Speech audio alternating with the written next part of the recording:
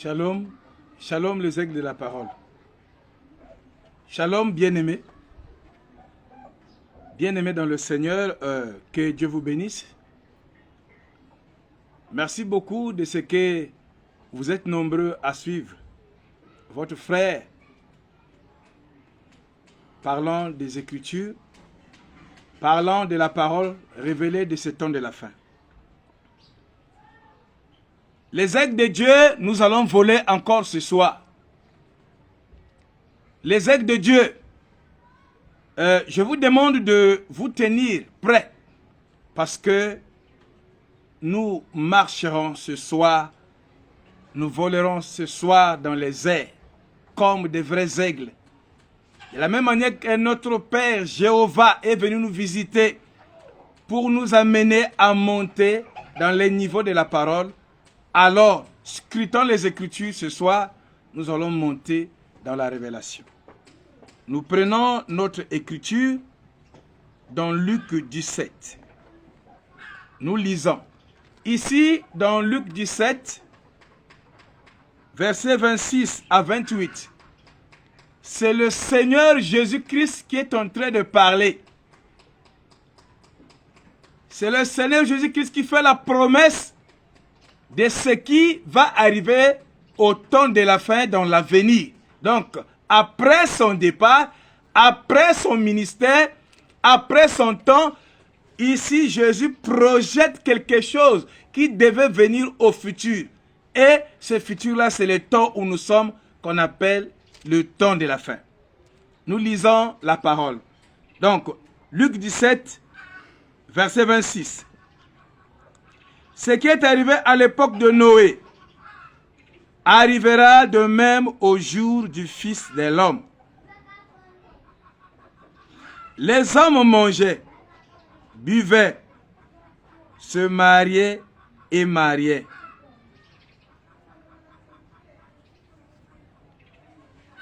Mariaient leurs enfants jusqu'au jour où Noé est entré dans l'arche. Puis le déluge est venu et les a tous fait mourir. Ce sera comme à l'époque de Lot. Les hommes mangeaient, buvaient, achetaient, vendaient. Les hommes vendaient, mais construisaient, plantaient. Mais le jour où Lot est sorti de Sodome, une pluie de feu et de soufre est tombée du ciel et les a tous fait mourir. Nous sommes arrivés jusqu'à 29.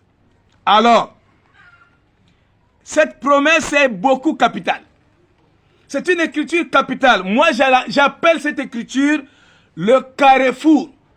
Le carrefour de toutes les promesses de la Bible. Luc 17 et 30, 28, Luc 17, 26, 27, 29, 30. Alors, cette promesse, c'est une promesse de liaison. Ça fait la liaison de toutes les prophéties de la Bible. Dans cette promesse, nous pouvons faire ressortir Apocalypse 10. Nous ferons sortir, on peut faire sortir Malachie 4. On peut faire sortir Genèse 18. Il y a Apocalypse 3, 12 dedans. Amen. Il y a Apocalypse 14, 6. Toute cette promesse-là est une grande base. Alors, c'est une promesse ici, là où nous l'avons lu, donnée par le Seigneur Jésus-Christ dans la Bible. Nous sommes les croyants de Jésus. Nous devons croire ce que Jésus a dit. Pour être quitte avec Dieu, nous sommes obligés de croire la parole du Seigneur Jésus-Christ dans la Bible. Alors, je prends la première citation pour étayer ce sujet. Selon la vision du prophète William Marion Branham, notre Seigneur, nous lisons donc la prédication, dans la prédication, le signe de ce temps. Prêché le mercredi 13 novembre 1963 à New York, aux États-Unis. Le paragraphe 6. Il dit: comme nous parlions hier soir au sujet de l'ange du Seigneur, lors du signe à Sodome, montrant que lorsque cet ange est resté derrière pour parler à Abraham, cet homme qui était un ange, c'était cependant Dieu dans une forme humaine. Parce qu'Abraham l'a appelé Seigneur. Tout lecteur de la Bible sait que Seigneur, avec majuscule, vient au commencement, Dieu créa le ciel et la terre. Ce qui veut dire Elohim, qui signifie le Tout-Puissant.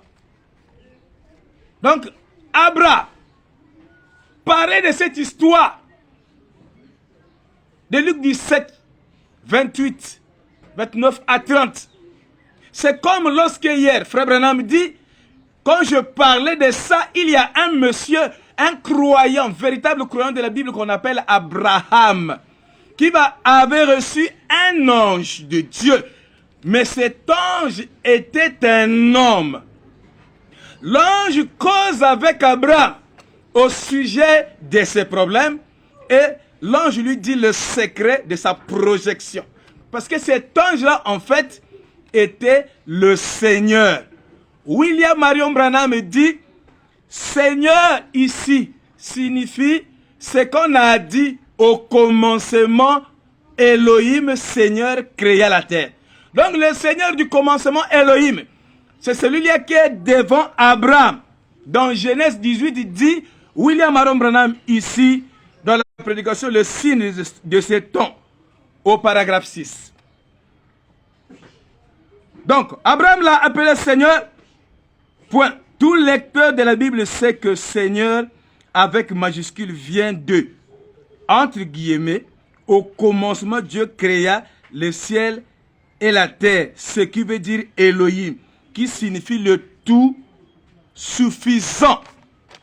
Le tout suffisant, tout puissant. Et Dieu s'est révélé là, à Abraham, sous une forme humaine. Retenons les mots, mes frères. Dieu s'est révélé là, devant Abraham, sous une forme humaine.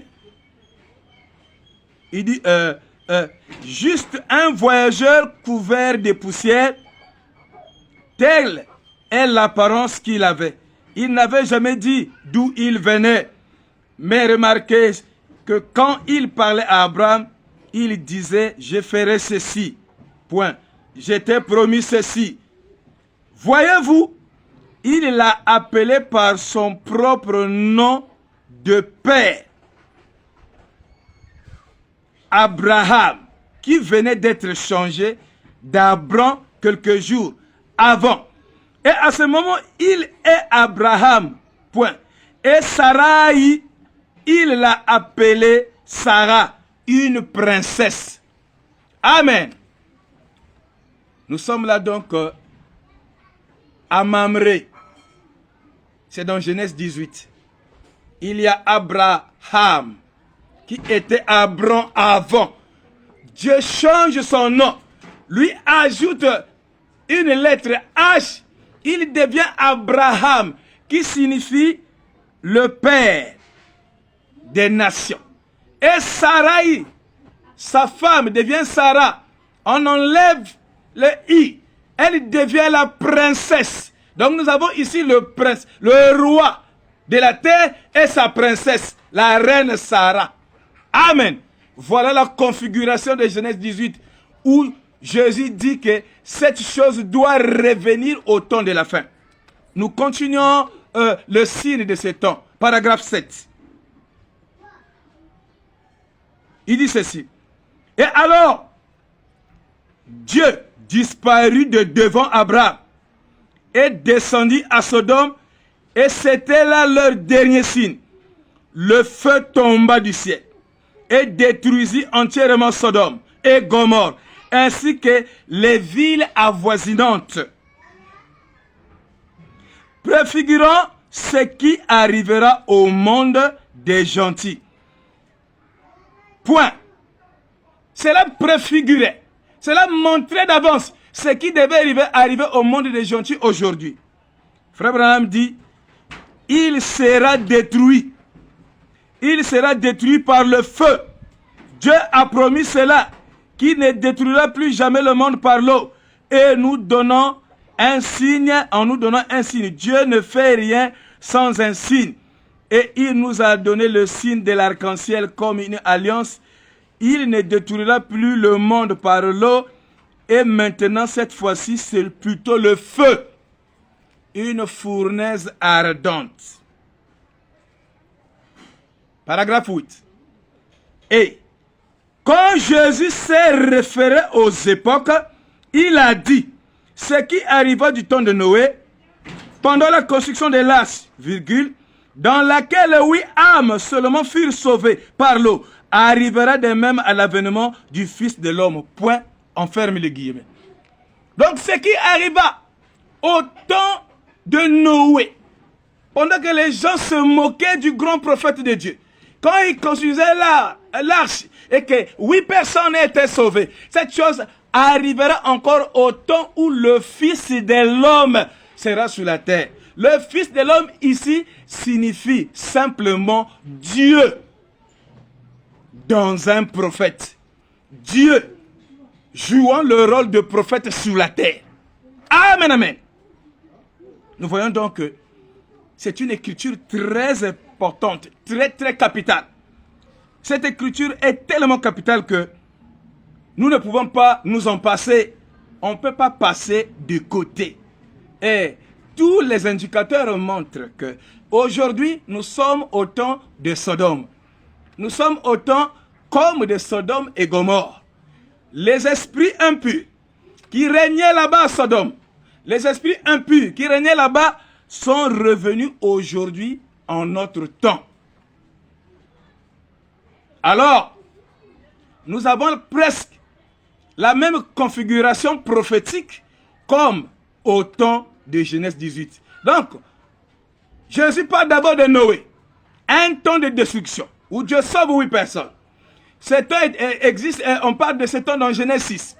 Et après, il vient parler du temps d'Abraham et Lot. Abraham et Lot. Et nous avons ici 2 camps. Nous avons ici, obligatoirement, nous devons avoir 2 parties, ou bien 2 camps. Il y a le camp d'Abraham, sa femme et ses serviteurs qui vivent à Mamré, et il y a le feu. Donc, le thème ici, c'est le feu double, ou bien les 2 feux, les 2 fournaises. Donc, or, il y a un problème qui existe ici chez nous les croyants. Un problème existe parmi les prédicateurs, parmi nos frères enseignants qui projettent un feu à venir en disant le monde va brûler, faites attention. La Russie prendra Sartab. Voilà, l'Iran fait ceci. L'Iran va déclencher la bombe atomique. Le monde va brûler. On nous projette, on prend les croyants. On attire leur attention sur un feu à venir qui va venir. Un feu, une fournaise. Parfois, certaines personnes ne vont pas vivre ça ici. On projette Dieu au futur. Mais ils ont oublié que il y avait donc Abraham, le feu, Abraham, Sarah et les autres. Il y a aussi à Sodome et Gomorrhe toujours le feu, Lot, sa femme et les autres. Ça représente 2 camps. Et l'un était un feu divin, physique et spirituel. L'autre est un feu qui est satanique, c'est-à-dire le feu qui vient de Satan. Le feu de Satan. Ce feu-là est aussi physique et spirituel. Les 2 feux existent. Nous n'avons pas à regarder le futur, le feu qui viendra. Que ça sera brûlé. C'est la fin du monde. Il y aura ceci ou cela comme les gens le disent. Mais ici, moi, je vais insister, puisqu'on en a parlé, on a beaucoup parlé du feu qui viendra. Le feu de Sodome qui revient. Mais on a oublié le feu qui était à Mamré avec Abraham, sa femme et les autres, et les airs, ainsi de suite. Voilà.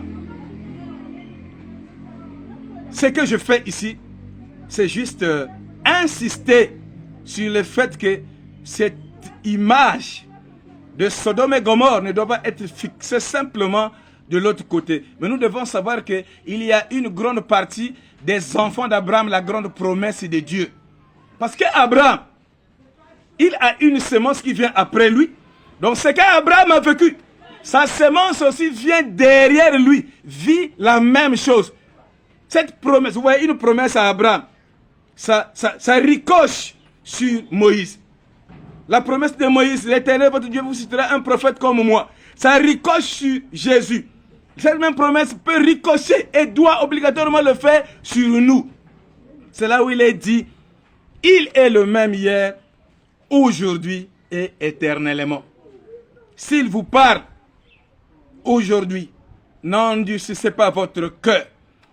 Regardez la vision de l'évangile. Regardez les Écritures en pleine démonstration, ouvertes devant vous. Alors, qu'est-ce qui s'est passé là-bas? Nous prenons la jonction des temps. Nous prenons la jonction des temps. Nous commençons au paragraphe 25. C'est prêché le 15 janvier 1956 à Jeffersonville. Paragraphe 25. William Branham dit ceci. Une autre époque, virgule, quand Lot et Abraham. William Branham parlait des époques.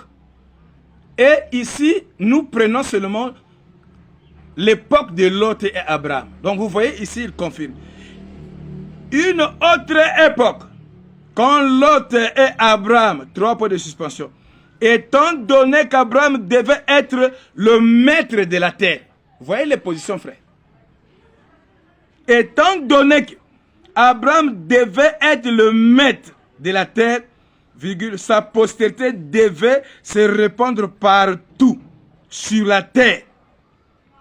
Il avait avec lui Lot, son neveu, virgule, un parent. Certains frères que nous disons incrédules, ce sont nos parents, nos frères. On n'a pas besoin de les diaboliser, mais on doit leur présenter les Écritures, la révélation. Donc, Lot, un parent. Et quel beau tableau aujourd'hui de l'église froide. Amen. Quel beau tableau aujourd'hui de l'église froide, virgule, formaliste et indifférente par rapport à l'église du Dieu vivant. Donc, chez Abraham, Sarah, Eliezer et les autres, nous avons l'église du Dieu vivant. Ils ont leur fournaise ardente. Ils ont un feu. Chez Lot, nous avons Lot, sa femme et leurs croyants, leurs frères là-bas. Ils ont aussi une divinité païenne qu'ils adorent. Ils ont un socle de l'adoration là-bas. Voilà, William Aaron Branham dit, une grande image, une grande réalité qui revient jusqu'à aujourd'hui. Amen, amen. Il dit, continue, l'élu appelé à sortir. Il dit, l'église de Dieu vivant, née de l'esprit, l'élu appelé à sortir, séparé. L'élu appelé à sortir, ici est séparé. Donc lui, il vit là-bas, à Mamré. Il a sa révélation de la parole. Il a sa visitation. Il a sa réalité. Une réalité qu'Abraham n'a jamais boudée. Une réalité réelle qu'Abraham n'a jamais mise en cause. D'ailleurs, lorsqu'ils viennent à Troie, Michael, Gabriel et un homme au milieu, lui, les 3 personnes, il les appelle Seigneur sans S. Lui, il appelle une seule personne. Je ne m'occupe pas de ce qui est à côté. Il y a Elohim qui arrive ici, accompagné de 2 anges. Donc, il appelle Elohim. Et Elohim aussi l'a appelé. Et au même moment, dans la scène de la Bible, Elohim discerna les pensées de Sarah, la femme d'Abraham. Ce discernement, c'est quelque chose que le Fils de l'homme devait accomplir. Quand Jésus est venu, dans Jean 4, il a fait la même chose. Il a discerné les pensées. Parce que c'est le même ministère qui continue. Amen, amen. Aujourd'hui encore, Malachi 4, William Aaron Branham, il a discerné les pensées de cœur des humains depuis son commencement de ministère jusqu'à la fin. Il l'a fait. Le problème, c'est qu'aujourd'hui, il y a un mystère d'Abraham et Elohim qu'on n'arrive pas à déceler. Là-bas, il y avait un Abraham, il y avait un Elohim. Deux personnes qui causaient face à face. Moi, aujourd'hui, celui qui porte le nom H-A-M, au même moment, c'est celui-là qui manifeste le Fils de l'homme, le prophète, discernant les pensées. Amen, amen. Alors, tout cela passe à côté des croyants. Tout cela fait que le croyant entre dans le fait de bouder la parole. Mais un vrai croyant ne boude pas la parole. Un vrai croyant croit. Un vrai croyant saisit la révélation suprême de la parole. Amen, amen. Donc, il continue, il dit ceci. Et Abraham, toujours le paragraphe 25, Abraham resta dans la volonté de Dieu. Et il prit une contrée pauvre. Sarah, sa belle femme, et Abraham demeurèrent dans une contrée pauvre du pays afin de pouvoir servir le Seigneur. Parfois, on peut servir le Seigneur dans des conditions qui semblent être minables. Des conditions que le monde jugera ne pas être des bonnes conditions. Mais ce n'est pas le fait que les conditions, quand vous adorez le Seigneur, ne sont pas bonnes et que là-bas il y a du bling-bling et que vous allez dire que nous on n'a pas Dieu. Non, frère. Abraham est resté dans cette condition. Mais puisque Abraham a reçu Elohim, cette condition-là change. Obligatoirement, ça doit changer. Nous connaissons l'histoire où, après avoir eu Isaac, le fils de la promesse, il envoyait Eliezer de Damas pour aller marier sa fille en apportant des richesses et tout à la belle famille. Donc c'est un homme qui avait une grande richesse physique aussi. Amen, amen. Le Seigneur la lui a donné. D'abord, elle était déjà là, mais n'était pas encore manifeste. Pour que la richesse d'Abraham soit manifeste, il fallait qu'il reçoive d'abord Elohim, Dieu dans la chair humaine, devant lui. Amen, amen. Donc, nous continuons la citation. Nous voyons que Abraham servait le Seigneur ici à Mamré, pendant que là-bas, Lot, à Sodome et Gomorrhe, avait sa manière de vivre. Amen. Nous continuons avec le paragraphe 27. Le Seigneur dit, qu'est-ce qui s'est passé quand Abraham était à côté en train d'adorer? Quand Abraham était écarté de la mêlée, au-dessus de la mêlée, il s'est retiré quelque part. Amen, amen. Il dit au 27, le miraculé, le surnaturel, virgule, l'omnipotent accomplissant le miracle, point. Considérez-le du temps d'Abraham, juste avant le temps de la fin. Considérez ce qui s'est passé dans le monde. Là, à Sodome, dans la grande ville, 3 points de suspension, Abraham vivait sous une tente, lui qui était héritier de toutes choses, il vivait sous une tente, qui signifie une vie simple. Vous étonnez comment? Vous vous étonnez donc pas que le poète puisse dire une tente ou une cabane? Pourquoi devrais-je m'en soucier? Vous êtes des héritiers de toutes les choses si vous êtes en Christ. Le problème ici, pour être héritier de tout, c'est d'être en Christ. Entrer en Christ quand Christ se manifeste. Pas le Christ historique. Pas ce que quelqu'un a dit. Pas l'historiographie donnée par les historiographes de la parole. Les biblistes guindés. Non. Il faut être en Christ qui se manifeste. Il dit ceci, et Dieu s'est révélé là à Abraham sous une forme humaine. Retenez. Chez Abraham, Dieu s'est révélé sous une forme humaine. Dieu est devenu un homme. Voilà la promesse du Seigneur Jésus-Christ. Il dit, Dieu, donc cette promesse-là signifie que Dieu deviendra encore un homme sur la terre avant la fin du monde ou des temps. C'est ça, la promesse d'Abraham. C'est ce qu'Abraham avait vécu. Alors, il dit, Dieu sous une forme humaine, il dit, Dieu sous une forme humaine, il était en Christ, Dieu lui a donné la terre, il est le roi. Nous sommes en lui et nous sommes héritiers de toutes choses, l'omnipotence, les miraculés et au temps de la jonction, 3 points de suspension. Qui signifie et au temps de la jonction, la chose va se répéter. Donc chaque fois, nous avons ce qu'on appelle des jonctions. Mais les jonctions, il y en a les 3 grandes seulement. Amen, amen. Dans les jonctions. Mais la dernière jonction d'aujourd'hui, c'est l'une des plus grandes jonctions. Où le temps, il y a un temps qui arrive à la fin. Il y a un temps qui commence. Le temps nouveau pour les croyants. Ceci concerne les croyants, les fils d'Abraham. La sémence royale d'Abraham. Abraham et sa sémence après lui. Abraham avait vu Elohim, Dieu dans la chair humaine, un prophète.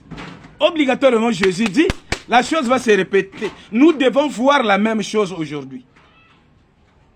Mais, on parle de Sodome et Gomorrhe. Nous avons par exemple aujourd'hui des mariages des homosexuels, la sodomie partout, l'immoralité. C'est que Sodome est sous la terre. Sodome est là, on peut voir Sodome. On peut voir Sodome. Mais pourquoi vous ne voyez pas la sémence d'Abraham avec le Dieu puissant incarné dans la chair humaine? Le Dieu là, c'est le miraculé Elohim. Pourquoi? Cherchez à le voir. Et nous, quand nous vous disons qu'il est venu, pourquoi doutez-vous de ça? Lisez la Bible, lisez la promesse. Amen, amen. Nous continuons. Et prenons le paragraphe 29. Nous continuons à étayer, à expliquer ce que le Seigneur dit dans la jonction du temps. Et le temps là, c'est aujourd'hui. Il dit ceci, 29, paragraphe 29. Ce temps de la fin a été prophétisé par tous les saints prophètes à travers les âges et prédit par la parole sacrée de Dieu. Tous les prophètes de la Bible, à commencer à la Genèse, jusqu'à ce qu'on arrive dans l'Apocalypse, ont prophétisé de ce grand temps, le grand temps, ces grands temps-ci. Ça a été prophétisé de long en large dans la Bible noire. Et cette prophétie ne peut pas nous passer à côté. On doit la saisir et la croire. Donc, ce temps de la fin a été prophétisé par tous les saints, prophètes à travers les âges prédits par la parole sacrée de Dieu. 2 points. Ce que le Seigneur voulait, ce que seraient ses bénédictions. Et ce que ferait le diable en ce jour. Ce qui arriverait, le temps de la fin. Point. La sainteté de Dieu ne peut pas supporter la méchanceté du monde. Mais, avant d'amener cela à la jonction, il envoie des lumières rouges d'avertissement. Il vous envoie des lumières rouges qui sont les messagers qui viennent. Les messagers qui sont venus pendant les 7 âges de l'église. Et quand il arrive, donc les messagers sont venus avant. Mais quand lui-même arrive dans le 7e âge, qui est le temps où nous laissons le monde pour entrer dans l'âge éternel. Elohim, Dieu, dans la chair humaine, doit se manifester obligatoirement. S'il n'est pas là, Jésus a mal dit, a mal prophétisé. Oh, aimons le Seigneur Jésus, connaissant qu'il a dit toujours la vérité, il n'a pas mal prophétisé. Ce qu'il a dit, c'est une réalité. Aujourd'hui, le temps d'aujourd'hui, c'est le temps de la manifestation de Genèse 18, qui est la même promesse de Luc 17, 26 à 30. Et cette promesse ne peut pas être accomplie sans qu'il y ait l'entrée en la matière d'un grand prophète qu'on appelle l'ange puissant. Le prophète qui révèle les 7 tonnerres, William Marion Branham. Et nous connaissons que Branham, il est dit dans Apocalypse 1.12, que lorsque j'ai regardé la voix qui me parlait, j'ai vu une fournaise, c'est-à-dire qu'il a vu un homme qui avait des yeux comme des flammes de feu, des pieds comme une fournaise, et une fumée dégagée. Et il est la fournaise de Dieu. Il est le feu de Dieu. Un homme, le feu de Dieu. On s'étonne, on voit dans Exode, on voit un buisson qui brûle, mais ne consume point. Et aujourd'hui, nous voyons un homme qui a la colonne de feu sur la tête. Mais c'est le feu de Dieu sur la tête. Mais le monsieur là ne brûle pas. Ça veut dire que la nature de ce monsieur, physiquement parlant, c'est la même nature de la lumière qui est sur sa tête, et la grande lumière brillante, la colonne de feu. Alors, le prophète là, s'agit-il pas de William Branham, puisqu'il manifeste le signe du Messie, puisqu'il manifeste tous les signes, il manifeste tout. Voilà pourquoi il dit dans la prédication, y a-t-il quelque chose qui soit difficile à Dieu? Il dit, ça y est, moi je vais vous tourner le dos. Je vous tourne le dos maintenant là, pour vous montrer que le même Dieu qui était à Sodome, c'est le même Dieu qui est ici maintenant. Il discernait là-bas à Sodome les pensées de Sarah. Et aujourd'hui, il revient. Il dit, ce Seigneur-là, lorsqu'il accomplira ce signe, en fait, moi, lorsque je vais accomplir cela, il ne s'agit pas de votre frère. Là maintenant, il s'agira de votre Seigneur, le Saint-Esprit. Or, le Saint-Esprit et le Père éternel, c'est une seule et même personne. Or, le Saint-Esprit créa au commencement toutes choses. Le Saint-Esprit, c'est Elohim. Donc, Elohim, que nous avons vu, c'est William Aaron Branham. Mais qu'est-ce qu'Abraham avait fait à Elohim? Lorsque Elohim est venu, lorsque Elohim s'est manifesté à lui, Elohim s'est fait connaître à lui. Abraham a adoré Elohim sans contredit, sans chercher d'autres choses. Lui, il a vu Elohim. Elohim a été fait pour être adoré. Elohim, on ne l'élève pas pour le jeter quelque part. On l'adore. Elohim, c'est le Dieu puissant, incarné dans la chair humaine. Amen, amen. Il est le Seigneur, le roi de la terre, Elohim. Là-bas, Abraham représentait le roi de la terre. Il y avait deux personnes. Aujourd'hui, c'est comme quand nous demandons où est Jésus. Mais William Branham dit que Jésus porte mon costume, il est là. On a vu Jésus à Jeffersonville, marcher dans les ruelles. On a vu Jésus partout. Mais il a incarné tout. Il est le tout en tout. Il est tout. Il a la plénitude de la divinité.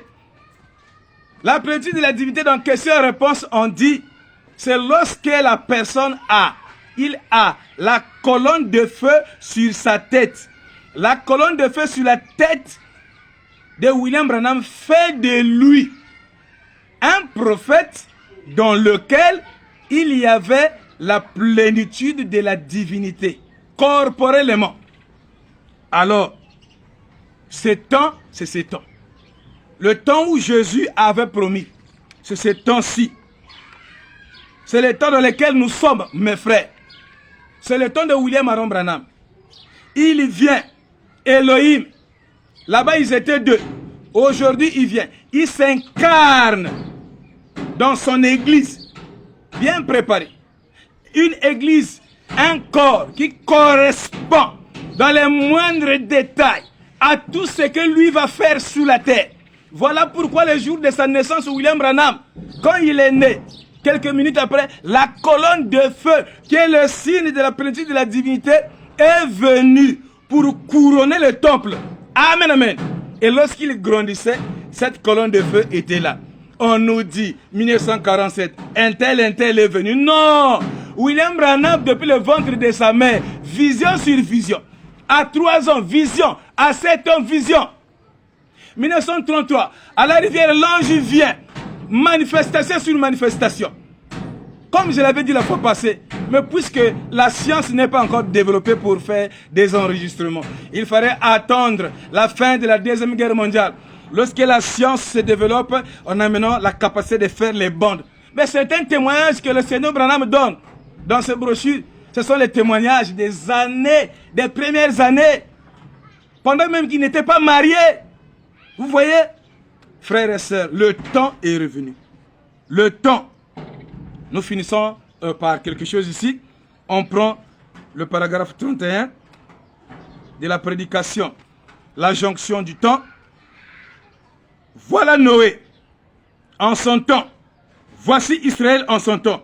voici Abraham à la prochaine jonction entre le monde, virgule, les naturels et les surnaturels, point. Donc Sodome et Gomorrhe et l'autre camp, les deux camps représentent le naturel et le surnaturel. Bon, n'avons-nous pas vu le surnaturel chez William Branham? Vous allez encore nous dire qu'il n'avait pas le surnaturel. Donc le camp de Sodome, c'est le camp du naturel. Le camp d'Abraham à Mamré, c'est le camp du surnaturel. Et le surnaturel aujourd'hui est où? On fait des témoignages. Il est ressuscité ceci. Il a créé des yeux. Il a créé les écureuils. Mais c'est le grand surnaturel qu'on a dit. L'omnipotence. Ce qu'on a dit au paragraphe 27. Le miraculeux, virgule, le surnaturel, l'omnipotent accomplissant le miracle. C'est William Marion Branham. Nous avons vu le faire et nous le témoignons. Nous voulons que les frères nous croient ça. S'il y a une possibilité que tout le monde, les 8 milliards d'habitants, croient ça. Que le Seigneur vous bénisse. C'était le petit message que je vous ai donné, mes frères et mes sœurs. On nous reverra à la fois prochaine. Merci beaucoup. Shalom, shalom, shalom. À la prochaine.